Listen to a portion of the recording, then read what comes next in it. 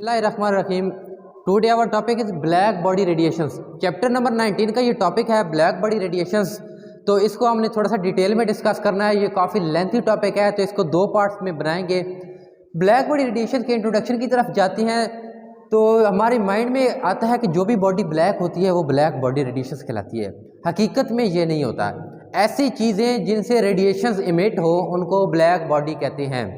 इसकी एग्जांपल अगर लें तो ह्यूमन बीइंग, इंसान इसकी बेस्ट एग्जांपल है, क्योंकि इंसान की बॉडी का टेम्परेचर हाई हो जाता है, हीट निकलती है, जो रेडिएशंस होती हैं in the form of radiations निकलती हैं। इसी तरह एनिमल्स हैं, डिफरेंट एनिमल की रेडिएशंस होती हैं। उसके बाद अगर इसकी सबसे बेस्ट एग्जांपल सन है, जो हमारे सूरज का टेम्परेचर है ना वो 50 मिलियन डिग्री सेल्सियस है। तो सूरज से भी रेडिएशंस निकल रही हैं। जो सन हमारे पास है इससे निकलने वाली रेडिएशन सारी विजिबल नहीं होती, कुछ इंफ्रारेड होती हैं, कुछ हमारे पास अल्ट्रावायलेट रेडिएशन होती हैं जो हमें नज़र तो नहीं आ रही होती लेकिन सूरज से आ रही हैं। तो सूरज से निकलने वाली जो रेडिएशन जो हैं वो हमें कुछ नज़र आती हैं। अगर उसका ग्राफ बनाएं तो बहुत कम ही रेडिएशन हमें नज़र आती हैं जो in the form of light होती हैं, बाकी रेडिएशन नज़र नहीं आती। अच्छा, वो रेडिएशन नज़र क्यों नहीं आती? उनकी वेवलेंथ चेंज होती है। जो नज़र आ रही है लाइट, इसकी वेवलेंथ और है हमारे पास। तो यहाँ पे हम कह सकते हैं कि ब्लैक बॉडी ऐसी चीज़ को कहती हैं जो हमारे पास टेम्परेचर और वेवलेंथ के दरमियान में एक रिलेशन बनाती है, एक लिंक बनाती है। तो black body is a term which tell us the link और relation of the temperature and wavelength. यहाँ मैं एक एक्सपेरिमेंट को बयान करता हूँ आप लोगों को थोड़ा सा इसका जो है अच्छी तरह समझ आ जाएगी। तो सबसे पहले प्लांटिनियम की तरफ आते हैं। प्लांटिनियम एक ऐसी चीज़ है जिसको अगर हीट अप किया जाए 15 सेंटीग्रेड के ऊपर तो उसका जो कलर है वो डल रेड हो जाता है। अगर उसी प्लांटिनियम को हीट अप किया जाए 19 सेंटीग्रेड के ऊपर उसका कलर चेरी रेड हो जाता है। अगर प्लांटिनियम को हीट अप किया जाए 16 सेल्सियस डिग्री के ऊपर तो उसका कलर येलो हो जाता है। चीज़ एक ही है, डिफरेंट टेम्परेचर के ऊपर डिफरेंट कलर क्यों दे रही है? हालांकि हर चीज़ का अपना एक कलर होता है, लेकिन ये ऐसी बात नहीं है। जो भी चीज़ होती है उसका कलर उसकी निकलने वाली रेडिएशंस के ऊपर डिपेंड करता है। हम अगर किसी चीज़ का कलर का कंसेप्ट बनाते हैं तो उससे निकलने वाली रेडिएशंस के ऊपर उसका कंसेप्ट बना सकते हैं कि इससे फलां रेडिएशन निकल रही है जिसकी वजह से हम कहते हैं कि इसका ये कलर है। अच्छा, यहाँ एक एग्जांपल मैं देता हूँ कि जो लोहा है ना, लोहा आयरन, इसको एक ख़ास टेम्परेचर के ऊपर गर्म करें ना तो ये मुड़ जाता है आसानी से। इससे कोई भी चीज़ बनाई जा सकती है। अब जो लोहार होता है ना, जो काम कर रहा होता है, उसको नहीं पता होता कि इसने टेम्परेचर के ऊपर मोड़ना है, क्योंकि उसके पास टेम्परेचर मेजर करने वाला कोई इंस्ट्रूमेंट नहीं होता। अब लोहार को कैसे पता चलता है कि अब इस टेम्परेचर तक पहुंच चुका है, अब इसको मैं मोड़ लूँगा? तो वो जो लोहार होता है उसके कलर से पता चला लेता है, क्योंकि उस कलर तक वो लोहा पहुंच चुका होता है जिससे ख़ास किस्म की वेवलेंथ निकलती है। अब वो वेवलेंथ कलर की फॉर्म में निकलती है। लोहा में जो रेड या येलो नज़र आने लग जाता है तो उसकी वेवलेंथ रेड येलो होती है, जिसकी वजह से लोहार को पता चलता है कि इसका वो स्पेसिफिक टेम्परेचर इसने अटेन कर लिया है। हम इसलिए आसानी से इसको मोड़ सकते हैं। मतलब कि किसी चीज़ की टेम्परेचर का हमें जो अंदाज़ा होता है ना, उसके कलर से अंदाज़ा होता है। नेक्स्ट हम लोग ने देखना है कि जो रेडिएशंस हैं ये वेवलेंथ के ऊपर डिपेंड किसके ऊपर करती है? वेवलेंथ की जो रेडिएशंस हैं ये डिपेंड करती हैं टेम्परेचर के ऊपर, ना कि बॉडी की नेचर के ऊपर। हम कह सकते हैं कि डिफरेंट बॉडी की जो डिफरेंट नेचर होती है मगर उसके हिसाब से उसका कलर चेंज नहीं होता, बल्कि उसके टेम्परेचर के हिसाब से उसका कलर चेंज होता है। यहाँ पे अगर मैं एग्जांपल दूँ तो आज तक हम ये कहते आए हैं कि एक जो पत्ता होता है ना, दरख्त का पत्ता, वो ग्रीन इस वजह से होता है कि उसके ऊपर वाइट लाइट पड़ती है। जो वाइट लाइट होती है ये 7 लाइट का कम्बिनेशन होता है। जैसे ही वाइट लाइट मतलब 7 लाइट उसके ऊपर पड़ रही हैं, वो सारी लाइट को अपने अंदर अब्जॉर्व कर लेता है। एक ग्रीन लाइट को इमिट करता है जो हमें नज़र आती है। तो हम कहते हैं कि जो पत्ता है, पत्ता इसकी जो लाइट है ये ग्रीन, इसका जो कलर है ग्रीन है। तो हमारा ये कंसेप्ट बना हुआ था। एप्पल की एग्जांपल ले लें, इसके बाद हम एग्जांपल ले लें वाइट कलर की, ले लें ब्लैक कलर की एग्जांपल ले लें। ब्लैक कलर को अगर जो होता है उसके ऊपर अगर लाइट पड़ती है ना तो इसका मतलब है कि वो सारी लाइट को ऑब्जर्व कर रहा है।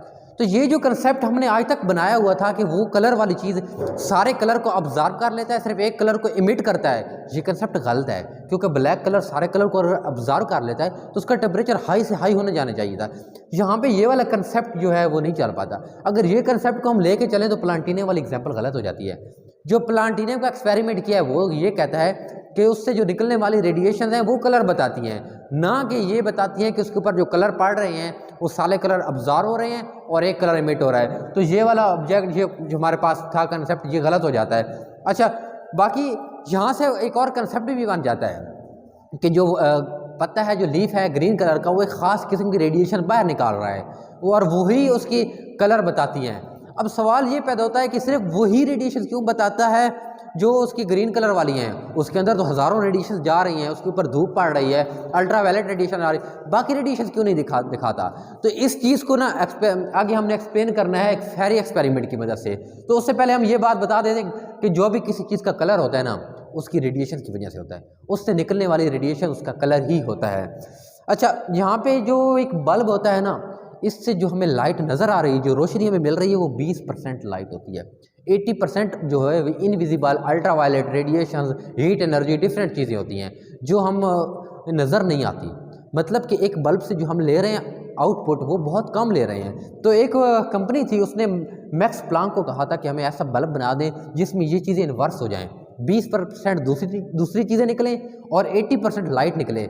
इसके लिए हमें एक बहुत बड़ी बिल्डिंग के लिए एक बल्ब भी काफ़ी होना चाहिए था। अब एक रूम के लिए एक बल्ब होता है, अगर ये हो जाता तो एक बहुत बड़ी बिल्डिंग के लिए एक बल्ब ही काफ़ी हो सकता था। लेकिन उसने कहा था कि ये बहुत मुश्किल है, इसलिए बहुत हाई टेम्परेचर चाहिए होगा। तो हाई टेम्परेचर अटेन करना थोड़ा मुश्किल हो जाता है। तो इस वजह से जो ब्लैक बॉडी के ऊपर कुछ एक्सपेरिमेंट स्टार्ट हो गए थे।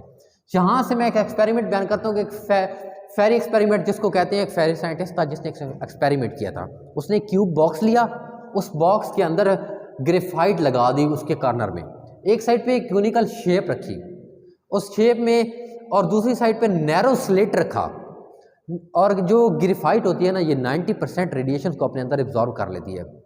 अच्छा, उस क्वेश्चन का जवाब आप लोगों को यहाँ मिलेगा कि मैंने ये कहा है कि एक पत्ते के ऊपर ना हज़ारों रेडिएशंस पड़ती हैं, वो अपने अंदर ले लेता है, लेकिन जब निकलती हैं तो सिर्फ ग्रीन कलर की वेवलेंथ वाली रेडिएशंस निकलती हैं, जिसकी वजह से हमें उसका ग्रीन कलर नज़र आता है। बाकी रेडिएशन वो किधर करता है? उसका आंसर यहाँ पे मिलेगा। ग्रेफाइट उसने लगा दी इसमें और उसके अंदर रेडिएशन इंटर करवाई। कैसे इंटर करवाई? उसके बाहर टेम्परेचर हाई रख दिया, अंदर टेम्परेचर लो रख दिया। हाई टेम्परेचर से अंदर रेडिएशन जाती रही, उसका टेम्परेचर अंदर वाला भी लो हो गया, और अंदर जो रेडिएशंस जो हैं एक दूसरे टकराती रही। उसका जो डिज़ाइनिंग इस तरह की गई थी कि वो उससे बाहर ना निकल पाएँ। अब वो रेडिएशन अंदर जो आई, उसने टेम्परेचर हाई कर दिया। टेम्परेचर जब बराबर हो गया, इक्वल हो गया, जहाँ पे थर्मल टेम्परेचर हो गया, उसके बाद उसने नैरो स्लिट को यहाँ से क्लोज कर दिया। नैरो स्लिट क्लोज करने के बाद उसने अब देखा कि उन रेडिएशन को मैं बाहर निकालता हूँ। बाहर निकालते ही उसके माइंड में ये था कि ये जो बाहर रेडिएशन निकलेंगी ना, जैसे हमने रेडिएशन अंदर डाली थी, ऐसी ही रेडिएशन बाहर निकलेंगी। क्या मतलब कि एक बहुत बड़ा बॉक्स हो, उसके अंदर हम ईंटें डाल रहे हैं या पत्थर डाल रहे हैं, नीचे हम ख़राब पत्थर डाल दें, ऊपर हम अच्छे पत्थर डाल दें। जब उससे बाहर निकालने लगे तो अच्छे पत्थर पहले निकलेंगे, ख़राब पत्थर बाद में निकलेंगे। तो उसने यही सोचा था, जब रेडिएशन जब किसी में अब्जॉर्ब होती हैं तो उसी कंडीशन से बाहर निकलती हैं जिस कंडीशन से अंदर जा रही हैं। लेकिन हकीकत में नहीं हुआ, हकीकत में कुछ उल्टी हुआ। क्या उल्ट हुआ? इससे पहले मैं एक एग्जाम्पल आप लोगों को दे देता हूँ कि एक बंदे के पास अगर 500 रुपये हैं, 5 बंदे सामने हैं, वो मैं उसको कहता हूँ कि ये 5 बंदों में 500 रुपये डिवाइड कर दे, तकसीम कर दें। वो सबको 100 रुपये दे देता है। मैं कहता हूँ कैसे तकसीम किए? कहते हैं इक्वल किए हैं। ये उसका एक पॉइंट वैलिड है कि इक्वल किए हैं। या फिर वो इस तरह करता है कि बड़े बंदे को ज़्यादा देता है, छोटे बंदे को कम देता है, उससे छोटे को और कम देता है। या तीसरी कंडीशन ये है कि जो सबसे बड़ा बच्चा है ना, वो जो ज़्यादा पढ़ा हुआ है उसको ज़्यादा देता है, जो कम पढ़ा हुआ है कम देता है, जो उससे कम पढ़ा हुआ है वो कम देता है। तीनों पॉइंट वैलिड है। उसने कोई सीक्वेंस तो रखा उसको डिवाइड करने में। जो या चौथी कंडीशन ये हो सकती है कि वो कहता है कि किसी को 1 रुपया दे दिया, किसी को 100 दे दिया, किसी को 2 रुपये दे दिया, किसी को 1000 रुपये दे दिया। तो वो डिफरेंट कैसे कंडीशन से दे दिए। मैं पूछता हूँ किस कैटेगरी से डिवाइड किए हैं? कोई कैटेगरी मुझे बताएं। वो कहता है मेरी मर्जी है, मैंने उस मर्जी से डिवाइड कर दिए हैं। तो ब्लैक बॉडी रेडिएशन का कंसेप्ट ही कुछ इस तरह से था। जब रेडिएशन निकली इंटर हुई थी, वो एक तरतीब से इंटर हुई थी। जब बाहर निकली है तो अजीब सी बाहर निकलने लग गई। ऐसी रेडिएशन जिनकी वेवलेंथ बहुत ज़्यादा थी वो जल्दी बाहर आ गई, जिनकी वेवलेंथ कम थी वो बाद में आती रही। तो इसका मतलब है कि जो भी बॉडी से अंदर रेडिएशन निकलती है ना, वो बॉडी अपनी मर्जी से रेडिएशन बाहर निकालती है, ना कि उस कंसेप्ट से निकालती है जो कंसेप्ट पे हम उसको रेडिएशन दे रहे होते हैं। तो यहाँ पे हमारा ये कंसेप्ट क्लियर हुआ। हमने ये सोचा था, हमारी थिंकिंग ये थी कि जो वेवलेंथ और इंटेंसिटी के दरमियान ग्राफ बनेगा वो एक लाइन में बनेगा। हकीकत में वो इस तरह नहीं बना, बल्कि इसने अपनी मर्जी से रेडिएशन बाहर निकालने लग गई, अपनी मर्जी के कलर शो करवाने लग गई। तो जो एक पत्ता होता है ना, उसके अंदर जो रेडिएशन जा रही हैं, जा तो सारी रेडिएशन अंदर ही रही हैं, लेकिन वो बाहर जो रेडिएशन निकाल रहा है वो एक ख़ास किस्म की वेवलेंथ वाली सिर्फ निकालता है, उसकी मर्जी के मुताबिक निकलती है, और उन वेवलेंथ का कलर ग्रीन होता है। तो हम कह सकते हैं कि ब्लैक बॉडी जो है ऐसे टर्म को कहते हैं जो रिलेशन होता है जो रिलेशन बनाती है या लिंक बनाती है टेम्परेचर और वेवलेंथ के दरमियान में। मज़ीद इसका आगे एक्सप्लेनेशन थोड़ी सी रहती है, वो इंशाल्लाह पार्ट 2 में हम इसको एक्सप्लेन करेंगे। थैंक यू, अल्लाह हाफिज़। चल रही थी, सांस चढ़ गया।